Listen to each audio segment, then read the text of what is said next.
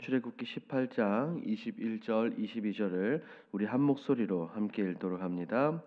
너는 또 온 백성 가운데서 능력 있는 사람들 곧 하나님을 두려워하며 진실하며 불의한 이익을 미워하는 자를 살펴서 백성 위에 세워 천부장과 백부장과 50부장과 10부장을 삼아 그들이 때를 따라 백성을 재판하게 하라. 큰 일은 모두 내게 가져갈 것이요 작은 일은 모두 그들이 스스로 재판할 것이니 그리하면 그들이 너와 함께 담당할 것인즉 일이 내게 쉬우리라. 아멘. 오늘 본문은 이 모세의 장인인 이드로의 조언을 듣고 백성들을 재판하는 체계를 새롭게 다지는 내용입니다. 모세는 훌륭한 리더죠. 하지만 이 모세 혼자서 모든 것을 다 감당할 수는 없었습니다.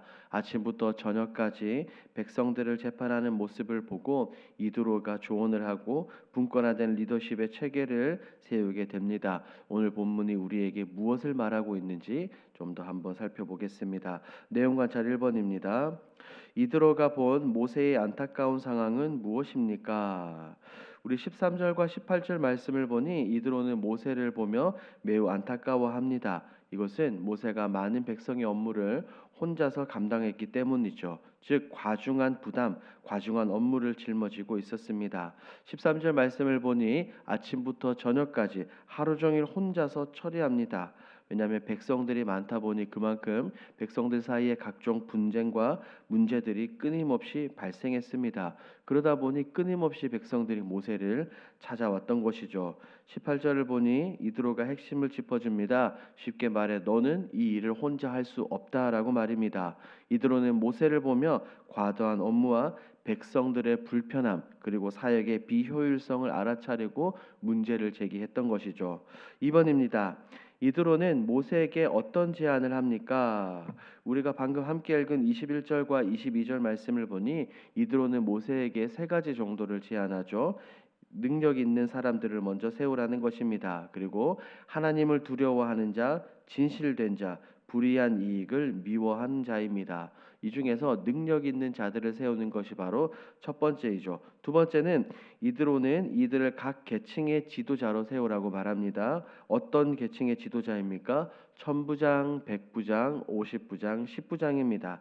각각 백성의 일을 나누어 맡도록 하는 겁니다. 백성의 규모와 재판의 중요성에 따라 재판을 담당하게 하는 것이죠. 세 번째, 작은 일은 그들이 하고 큰 일은 모세에게 맡기라는 겁니다. 이를 통해서 우리가 알 수 있는 것은 모세는 더 중요하고 더 큰 일에 집중을 할 수 있다는 겁니다. 일이 분산되기 때문에 모세가 감당해야 될 짐이 대폭 줄어들게 되는 겁니다. 이것은 영구와 묵상에서 우리가 조금 더 자세하게 살펴봅니다. 영구와 묵상입니다. 이드로는 왜 모세에게 이스라엘 백성 중에 지도력에 있는 사람을 지도자로 세우라고 조언합니까?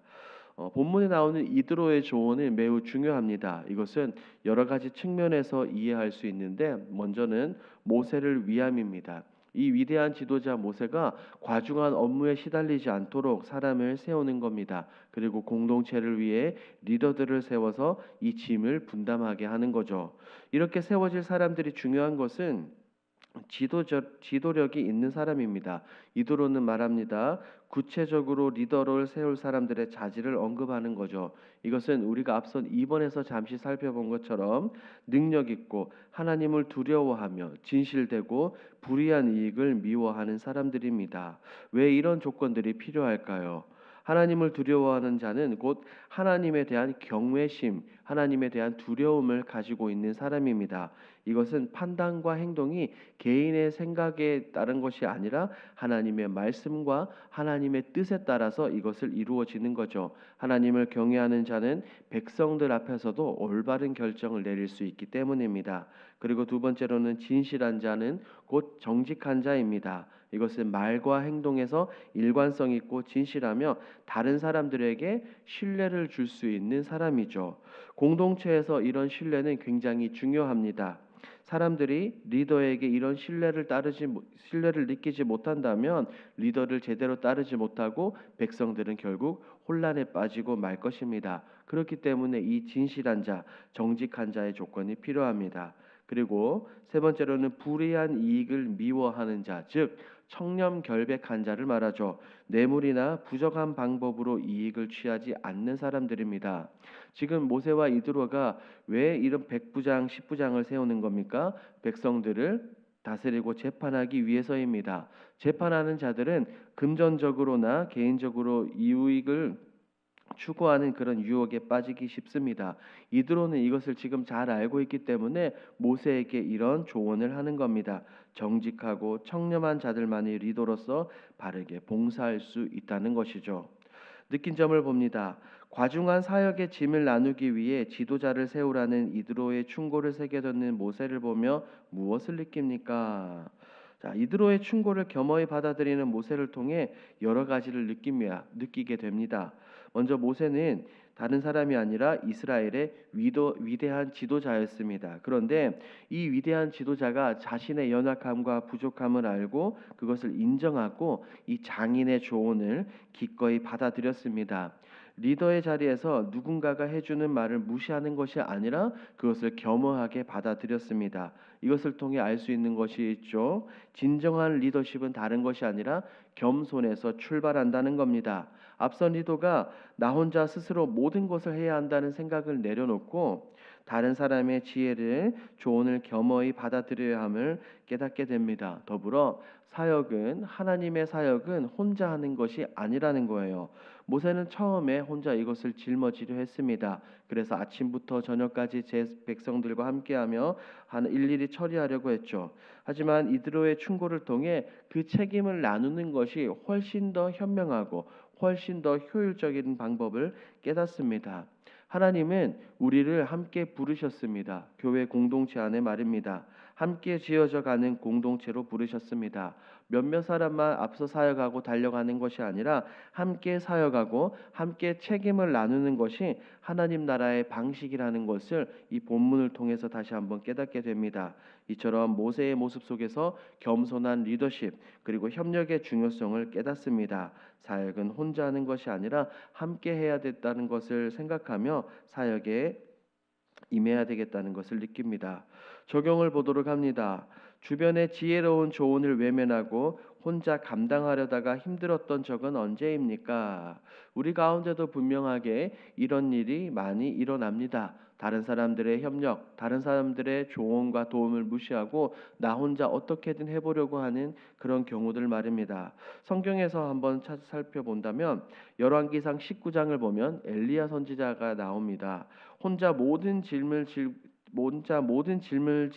짊어지고 있다고 느끼며 엘리야는 지치고 절망에 빠집니다. 엘리야는 혼자 고립된 상태였어요. 주변에 자신을 위해 기도하고 자신을 위해 돕는 사람이 있다는 사실을 잊었습니다. 하지만 하나님은 결국 엘리야에게 이렇게 말씀해 주시죠. 바알에게 무릎 꿇지 않는 7천 명이 있다라고 말입니다. 엘리야는 결국 이 소식을 듣고 위로받고 힘을 냅니다.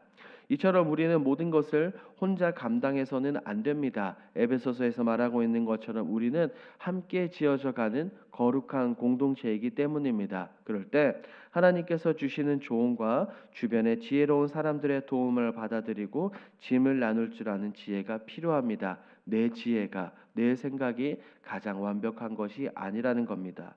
마지막 결단입니다. 가정과 일터, 교회에서 타인의 지혜를 수용하며 공동체에 평안을 끼치기 위해 무엇을 실천하겠습니까? 여러 가지가 있겠지만 교회 공동체를 생각해 본다면 오늘 모세의 모습을 따라 첫 번째, 겸손히 들어야 합니다. 내 생각, 내 것을 주장하기보다 상대방의 의견과 조언을 경청하는 자세를 가져야 하는 거예요. 두 번째, 짐을 분담해야 됩니다. 교회에서도 마찬가지입니다. 여러 가지 사역을 혼자 짊어지기보다는 함께 짊어질 수 있고 함께 협력할 수 있는 방법을 모색하고 서로 역할 분담을 통해 하나님의 사역을 담당해야 합니다. 그래야 서로 지치지 않고 오래 함께 사역할 수 있는 겁니다. 추가로 서로 감사와 격려의 말을 해보는 것은 어떻겠습니까? 우리 교회 공동체 안에서 비난과 비방이 아니라 의견을 듣고 함께 수용하며 그에 대한 감사와 격려를 표현해 보는 겁니다. 잠언에서도 말하고 있는 것처럼 감사와 격려의 말은 관계를 풍성하게 하며 공동체 안에 무엇보다 평안을 가져다 주는 것입니다. 이것을 기억하시고 오늘 본문에 따라 배운 것처럼 이런 믿음의 삶을 살아가시는 저와 여러분들이 되길 우리 주님의 이름으로 축복합니다. 아멘. 함께 기도하겠습니다. 첫 번째, 서로 사랑하고 협력하는 믿음의 공동체가 되게 하옵소서. 두 번째, 내 한계를 인정하고 타인의 지혜를 존중하며 함께 짐을 져 공동체에 평안을 끼치게 하소서. 우리 계속된 10월 집중 기도 제목입니다.